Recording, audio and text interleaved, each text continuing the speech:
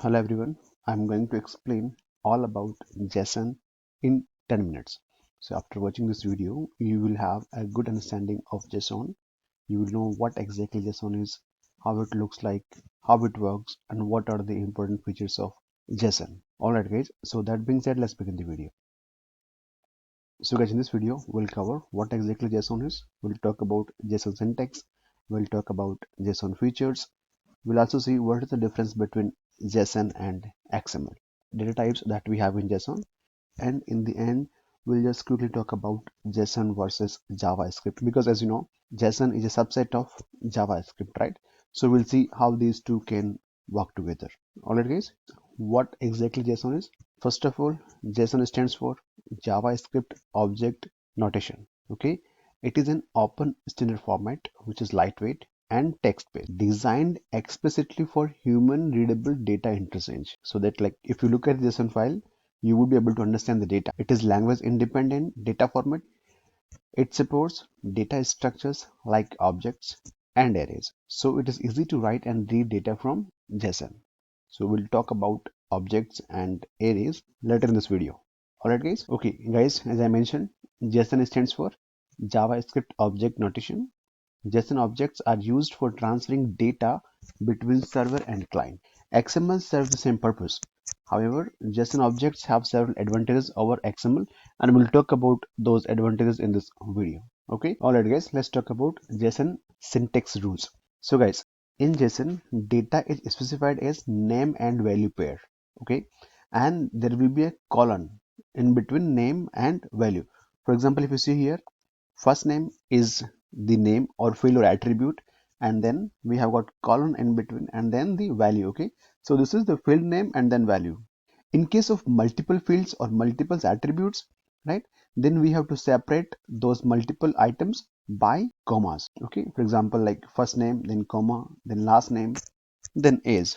Okay, I'll give an example in a minute. Then guys, we have got curly braces. So curly braces in JSON are used to hold objects, and square brackets are used to hold arrays. So we'll talk about these two in a minute. I'll give you a demo. So guys, here what do you see?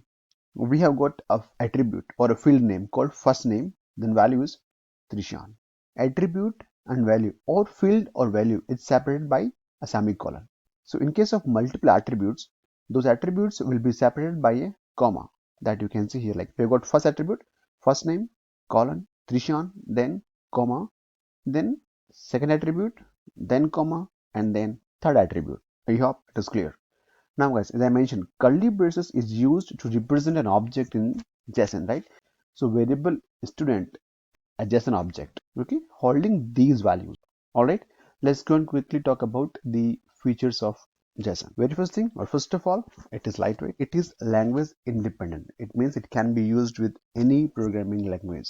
It could be JavaScript, Java, PHP, Python, or whatever. You name it, it'll work fine. It's easy to read and write, as you can see here, how easy it is to understand the JSON. Okay, it is text-based, human readable, data exchange format. So basically we use JSON to transfer the data from server to client or client to server. All right, now guys, as I mentioned that we use JSON to transfer the data between client server, right? But then why do we have XML? XML serves the same purpose, right? XML is also used to transfer the data. Okay, let's talk about the differences between these two.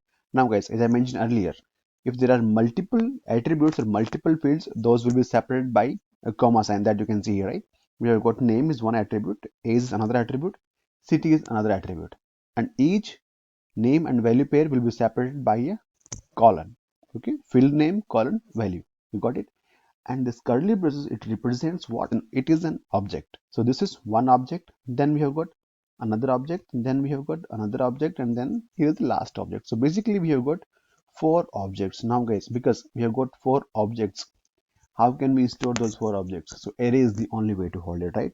So here you can see we have got a square bracket.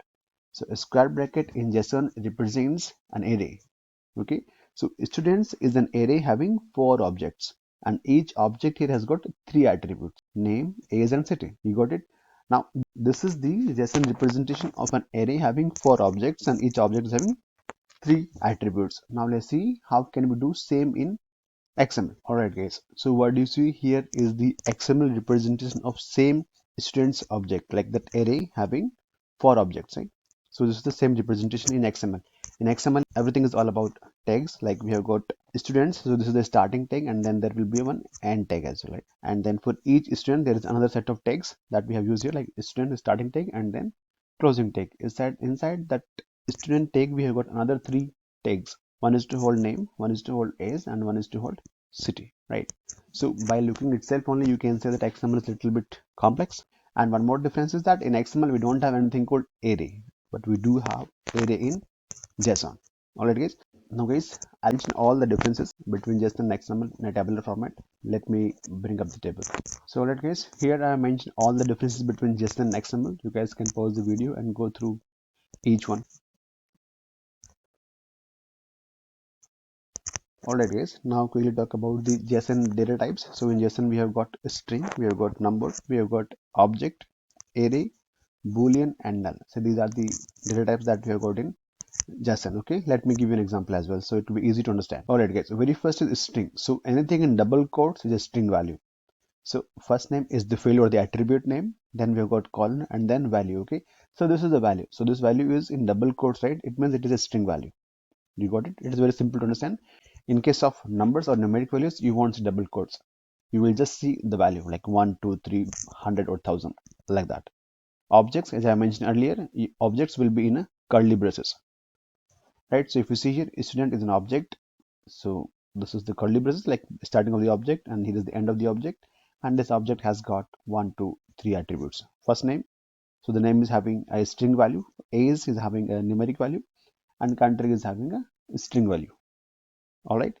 Array, I mentioned earlier, in JSON, square bracket represents the array. So if you see here, students is the array name, and the values are, we have got like Renu, we have got Sri, we have got Kabir, we have got Trishan, and all are separated by a comma. Okay. In case of Boolean, you will just see the field name and then the value. So Boolean can have either true or false. You just mention the value, that's all. True or false. Alright guys, now let's quickly talk about JSON and JavaScript. As I mentioned earlier, that JSON is a subset of JavaScript, but it doesn't mean that it cannot be used with any other programming languages. It can be used with like PHP, Perl, Python, Ruby, Java, Ajax, and many more. Okay, now guys, I'll show you how can we convert a JSON into a JavaScript object and vice versa.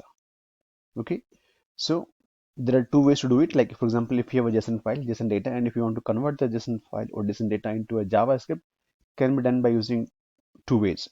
One is by using the eval function, EVEL function, which is not safe and secure, right? So we won't talk about that particular function, but yes, we'll talk about the another way to do it. So for that, we will be using a JSON parser. Okay, so guys, we have got a JSON object called student having 3 attributes, and we want to convert JSON object into a JavaScript object. So we'll be using a JSON parser, right? How it works is variable. This is my JavaScript object equals to JSON.parse. So this is the JSON parser that will convert, that will do the magic for us. It will convert JSON object into a JavaScript, and you pass the object here. So JSON.parse and the JSON object student. Okay. Now how to convert JavaScript object to JSON text? So for that, there is a function, there is a method called stringify. How it works? Let's declare a variable JSON text equals to JSON.stringify is the function that we are going to call, and will pass the JavaScript object.